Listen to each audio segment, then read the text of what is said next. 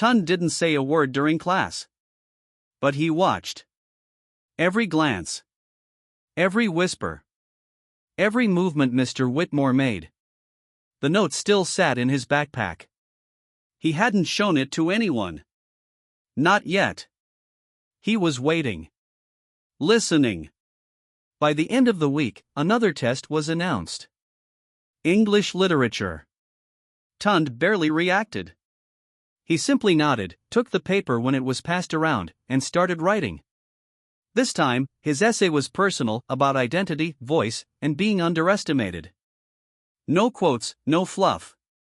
Just truth.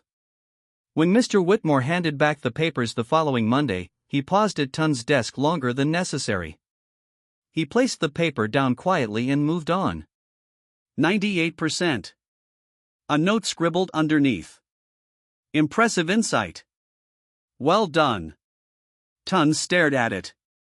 Not just the grade, but the words. It was the first time Mr. Whitmore had acknowledged him without sarcasm. But it didn't feel like a compliment. It felt rehearsed. Safe. During lunch, Tunde walked into the principal's office holding the folded threat note. "I don't know who wrote it," he said calmly, "but I have a feeling where it started." The principal, a white woman in her 50s, read the message. Her hands trembled slightly. "Tunde, this is serious." "I know." An investigation began. Quiet, but real. Students were questioned.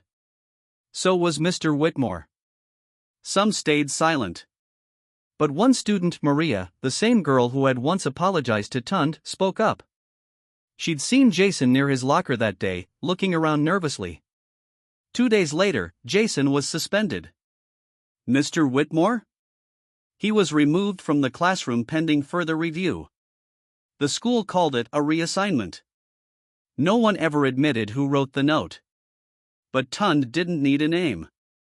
That Friday, the new teacher introduced herself to the class with a warm smile and an open tone.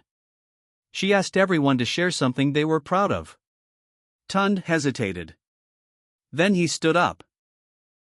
"I'm proud," he said slowly, his accent clear and firm, "of being African. Of being different. Of not backing down, even when people try to make me feel small." Silence. Then clapping. It started with Maria, then 2 more students. Then the whole room. Tunde sat down, heart thudding. Not because he needed their approval. But because he finally felt seen as more than just his accent, his name, or his skin. When the bell rang, he grabbed his backpack. No fear. No flinching. And for the first time since arriving in America, Tunde walked down the hallway like he belonged there.